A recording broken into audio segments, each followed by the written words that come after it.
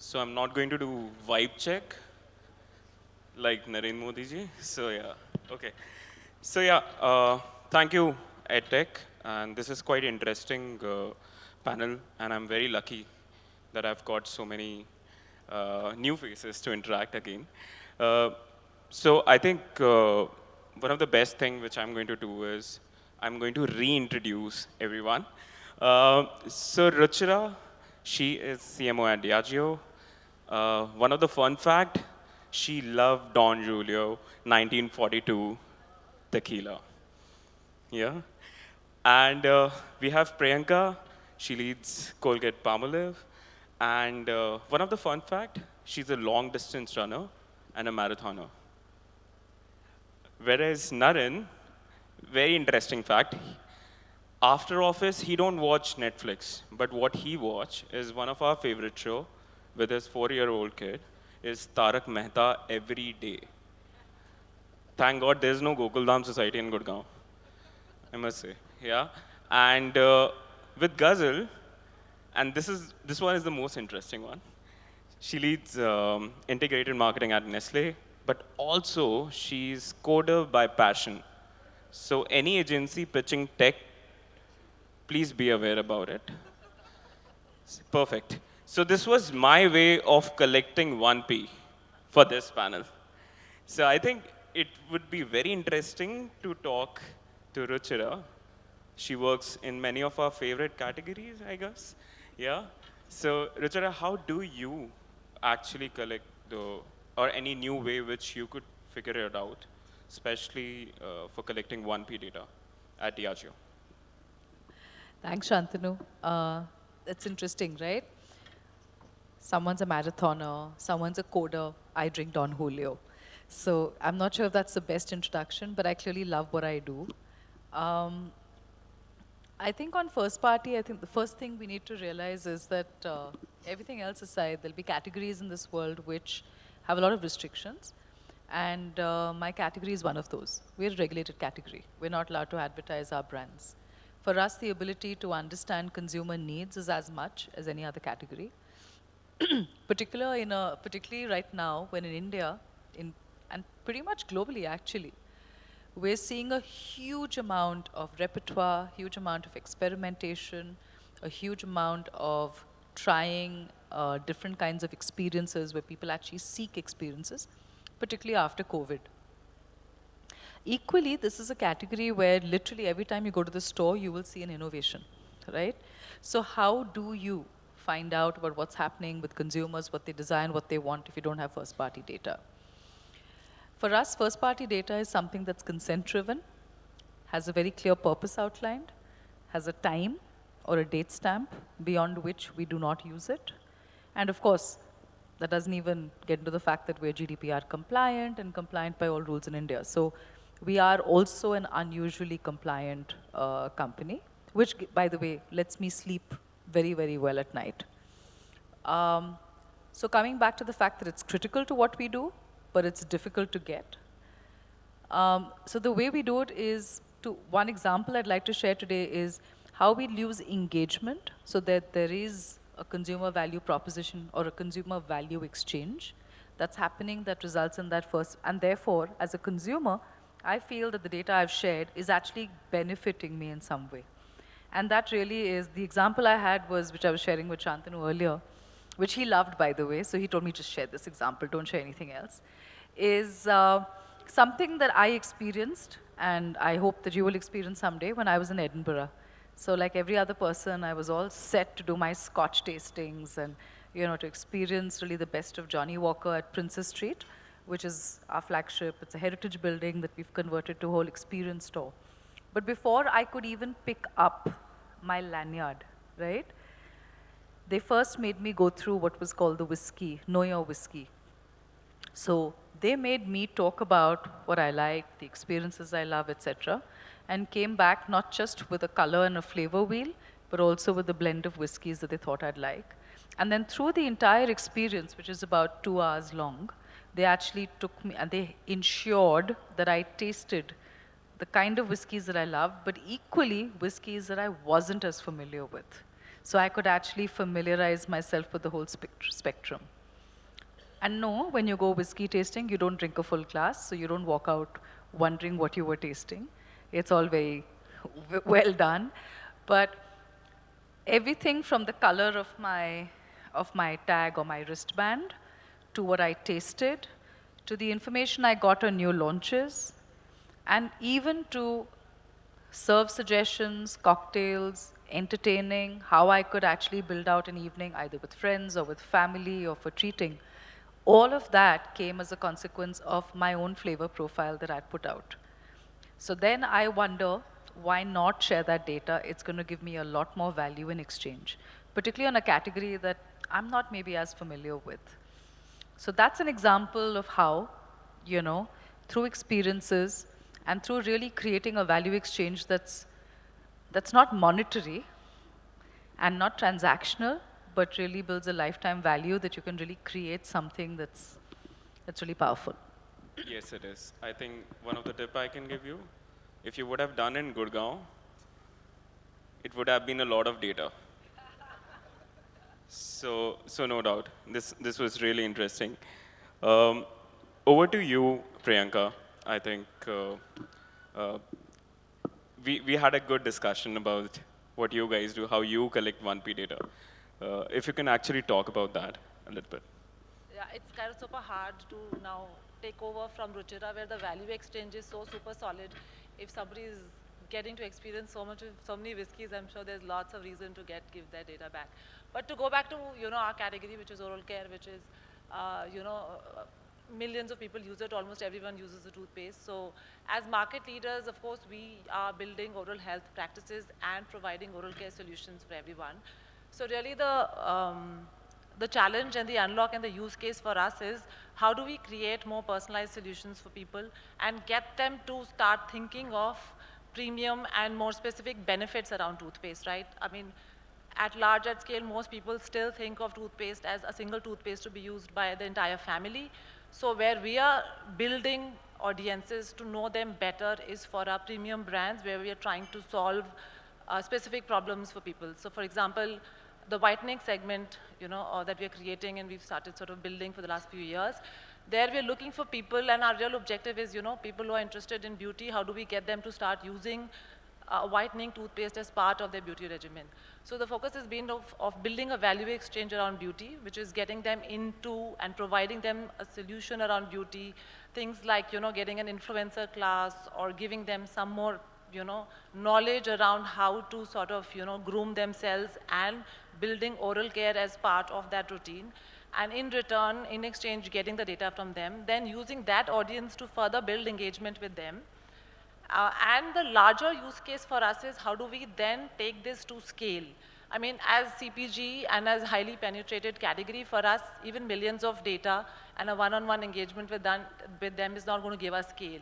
But the real use case for us and the unlock is then using these audiences and, finding more of these on digital platforms to drive personalization at scale so that we can get to better audiences and give them more personalized solutions, and in return get better interactions and build better experiences for them. So for us, it's a journey.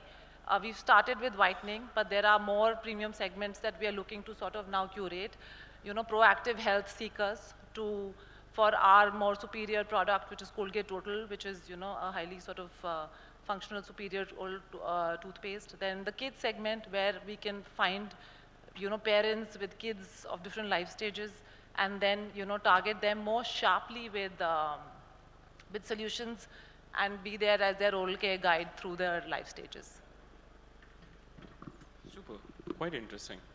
So, Naren, would you like to actually talk about something on the other side? We heard from the brand side that how they basically use the new ways. Anything which you want to talk about from your case study per se, where you said you have given an experience to any of your client, especially for collecting 1P data. We all know that data is the gold mine, right? What happens is that when you talk to brands and when you have so much data per se, right, and it's very difficult to do what needs to be done. So the question here comes how to utilize this data. That is the number one question or problem statement I get from my clients. So what we say or what we suggest, and we work very closely with clients, right, with brands and advertisers. What we say that let's have this data into create some segmentation in terms of your first data will be your visits or your traffic or your installs. Then you have second, which will be like sign-ups or leads. And then the third segmentation, which is not converting, right? End of the day, every marketer here runs behind the ROS and they want to have that CAC in mind. So what we do is that we do this type of segmentation. That is one thing, that is first part. The second thing what we do, we create personalized messages in terms of content, in terms of sending out probably newsletters via emails or probably on, uh, adding them on Facebook and targeting them on social media platforms where we have this kind of messages or video for this various segments, right? So these two things are very, very important. The third, which is a success, you can say a metric or a case study, what we do is that we create lookalike audiences of that data, right? And then you know, okay, this lookalike audiences are those audiences which are there who are not converting for that matter, but if you, and then you have to create those kind of messages and target those users based on the content and everything. So there's three things which are very, very important and very, very crucial for a data, and you need to divide your strategy based on the current what you want to do. So this is very, very important. This is what we do. I mean, we keep adding. So there are a lot of datas, right? I mean, the question is that how to use is a big, very big problem statement, and this is how we help with brands and with advertisers out there. I know many of our favorite category has been Diageo, no doubt. But there's one more category which is all of us are favorite for. I mean, n- Maggie is one of them. So, Ghazal, would you like to talk a little bit about how Nestle uses actually their power, especially for collecting data, especially, and do you feel that is it becoming necessary for you to actually work on the 1P data now? Because you've been quite heavy on the offline side. So do you feel that how you're using it and how exactly you're creating an experience so that the people value the same way? So, one of the things that we keep asking ourselves every time there's a conversation on collecting more data is what's the sales potential out of it? And love it or hate it, that's pretty much where everything that we do refs up. So yes, there's a lot of conversation on bits that Ruchira mentioned on how the product experience is important, but you can't personalize Maggie. At your own homes, yes, but as a producer, you can't change the product much. And Priyanka spoke about, how activating is very important.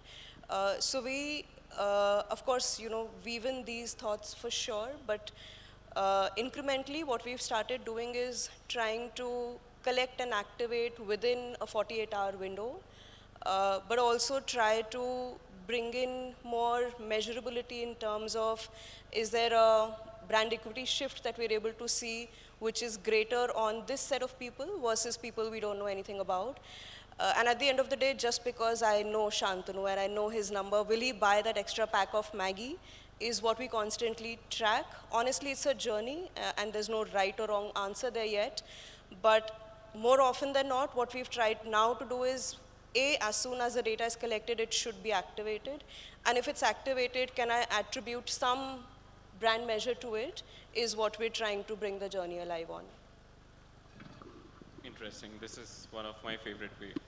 Trust me, like, though this is not at all, it's quite easy for a brand like us to collect on the 1P data. We are built on that, to be very honest.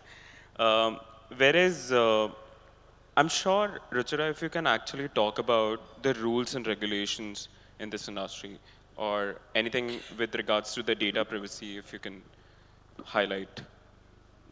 I, I can't believe anyone here really is going to find out about it for the first time. I'm sure that all of you know all about it. I think the piece that you've got to put out is what's your organizational philosophy behind first party data? It's got nothing to do with the regulations. And regulations are what's the mandatory minimum. After that comes to saying that what do you want to do and how do you want to build out your first party data? Because If you're looking for the lifetime value from a consumer, you've got to play for a bigger game and not just about saying, okay, how much data do I get year in and year out and meet my organizational KPI, which is to say 1 million, 3 million, 10 million, 50 million, whatever, right? So, like I said, like I mentioned earlier, we do a lot of experientials, we do a lot of events in our industry.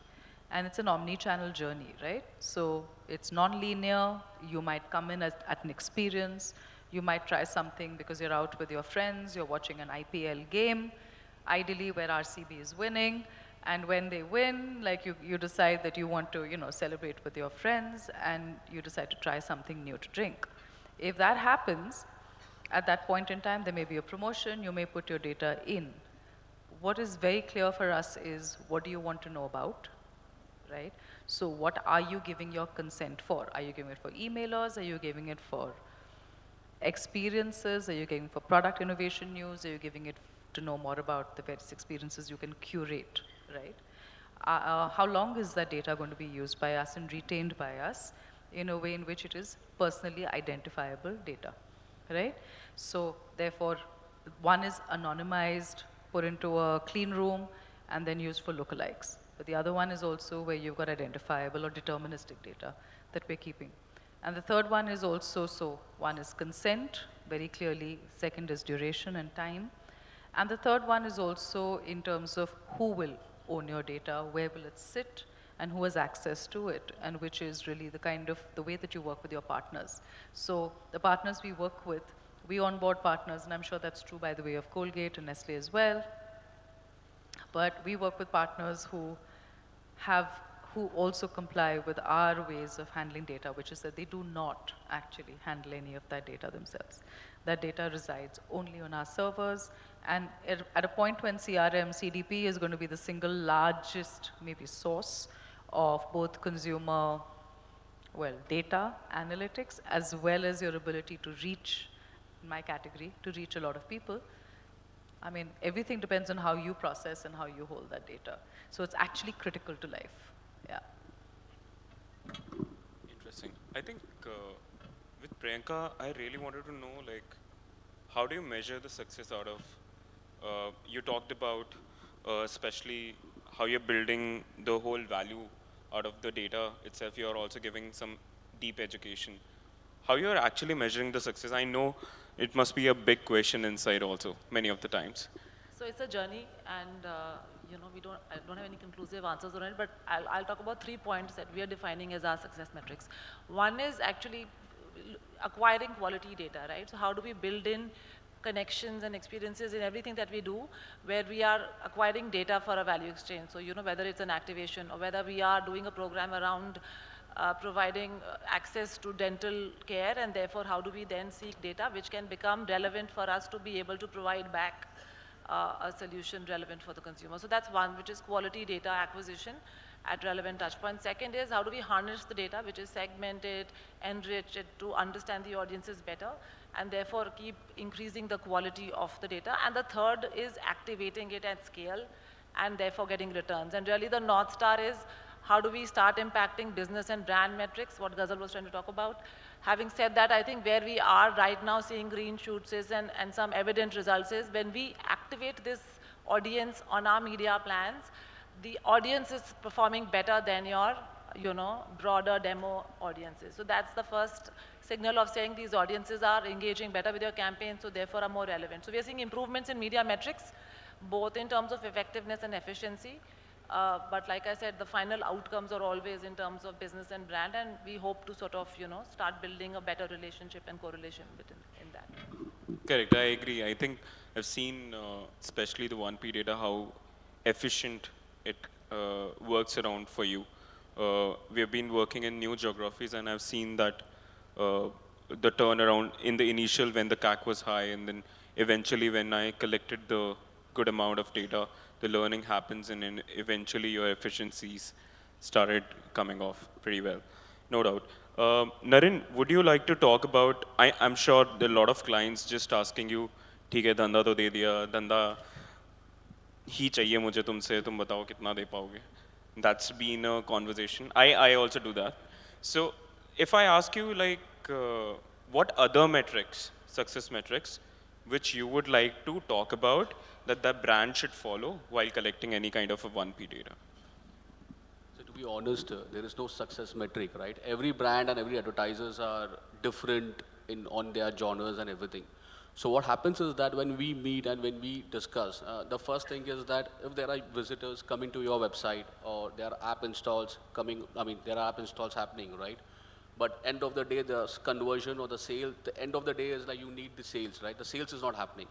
So what we do, what do you do about those traffic? What needs to be done? So that is what the, I mean, our picture comes into play. Where what we do is that we start asking questions. Why these guys are not converting, or what is it? Is it about the product or the service which you are offering? Is there a challenge or something from the content where you have a single content or single creative or single video which is across all the traffic, all the users, right? So you need to understand your audience in much better way, right? That is, I mean, that is something which is very, very important. And you need to have those kind of flows, your first flow, your second flow, and your third flow. That would be the journey, how you are going to cater into it. And then create personalized contents, personalized messages, personalized videos, creatives, and keep targeting them. It is not necessarily only to target on social media. You have other platforms, other where you can do that. And then you know ki what kind of are these users are eventually converting and becoming your client. And this is where you can play around. And then on that data, when you have sale, when you have a client, now the important question is that how to retain and how to have the, I mean, re-engagement and re-users, right? So this is something which we need to play around. So you have client, but he has to buy again and again. So that is something which is very, very important. And then you create different products or different services and target those users, your clients basically. So as I said before, there is no success metric, but there are some important facts, some important which needs to be taken care of while you have a data. And eventually this will help you to cut down your cost and increase everything, right? So this is it. Super, super. Over to you, Ghazal. Like, I'm sure, like, especially with you, I know it's always been a success when it comes to Nestle. It's a big assumption, Yeah. Okay, I assume but a good it. one. Trust me, like. But still, any other metrics which you want to highlight, which apart from the return on investment or efficiencies, which keeps on bringing the 1P data. Any other interesting metrics which you might have observed? So, not a metric, but there's a big assumption people take when they take their first steps on PII around how every consumer touch point can be converted into a source of PII, and that was also our starting point. We said we've got Maggie.in, we've got a website for Nescafe, we've got another website for our toddler products, and just because we have a website, people will walk in, we'll give them a pop-up, they'll register, and we'll have all the data in the world. We do a lot of on-ground sampling activities. We said, hey, we're giving you a sample, we should get the PII back. But after we started converting one touch point at a time, to our surprise, it's not that simple still. And if you look at it the other way around, people are coming onto the website for an information which, while they want, but at the same time, they also want to disseminate. So to put it behind the registration wall is not going to help us. And hence, over and above the product, what's the value exchange that you can have with the consumer has become extremely important as a conversation. And sometimes you can clearly make out that conversations as simple as, let me give you a sample and you'll give me a PII does not work out. Those assumptions fell flat for us, and we've had to rethink our value exchanges across our categories, and that was a big learning for us internally. Interesting. Wow, we are right on time. So I'll just try to summarize of whatever discussion we had. And I would say when you're building any kind of a 1P, I mean collecting 1P data, what are the things which you have to keep in mind? Have a deep experience. I think build a deep experience. That is something Ruchira talked about. Build education, what Priyanka talked about. You know, I think build regular communication is something which is very much important to keep everyone engaged, right? and especially the most important part which Ghazal talked about is build measurement and trackability for all across. I think that's great, and I'm very happy to be a part of this panel. Thank you so much, guys. That's all from our side. If you have any questions, we are okay to take one or two questions. Yeah.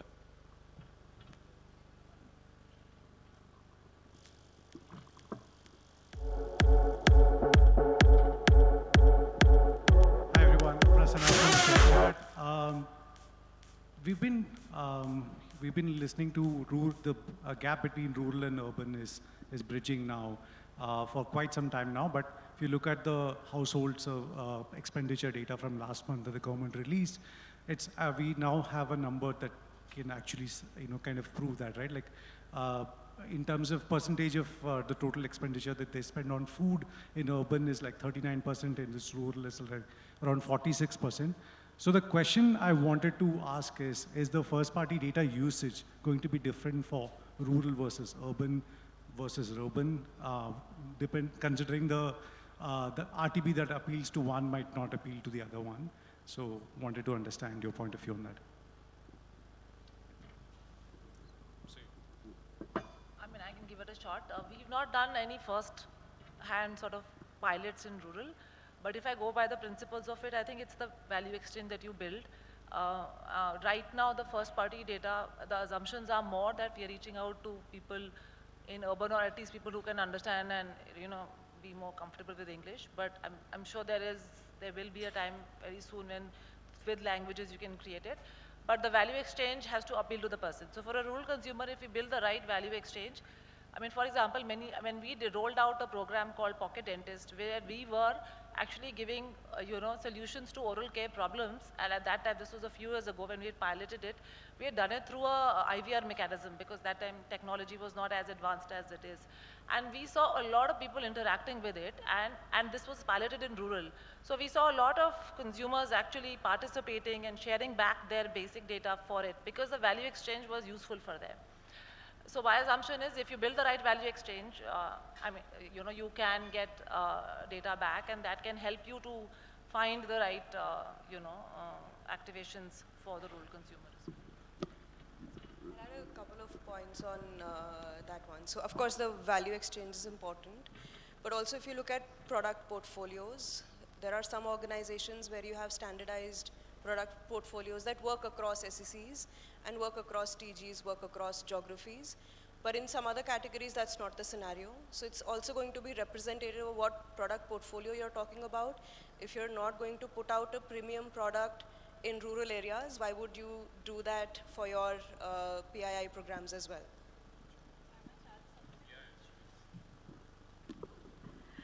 So first of all, they're really the gurus of rural. But what I want to share is that I spoke about what I call the omni-channel journey earlier, which is a connected journey, right? And it's non-linear. So rural actually more than maybe urban is a non-linear journey. The reason I say that is because it won't just be media and mass media. It will be a whole host of other experiences that get people into new categories. I think India and the digital public goods and the ability to actually transact has resulted in a very different relationship with technology all the way down in rural. It's pretty much motherhood and apple pie to everyone here, right? In that scenario, the ability to create value exchange is very easy. Much easier than it is in a lot of other markets. Let me put it like that. And packaging is becoming a big enabler of having those conversations, as is, displays and product, etc. But product finally last mile, which earlier was not the case. I'm talking about the days when I was a salesperson in Hindustan Lever, and I was selling Clinic Plus sachets. And when I was doing that, there was just no way of communicating beyond the product there. Now that's changed. And incomes are now, incomes now mean that disposable income is higher. So discretionary spends are higher. So to your point, and to what Ghazal and what Priyanka said, the value exchange will change. Your portfolio has to be relevant, but the ability And the impact of first-party data, I can't believe, will be different. Of course, it depends on the use cases, but I don't think it's different. Does that make sense? Thank you, guys. Thank you so much. Yeah, you were waiting for it.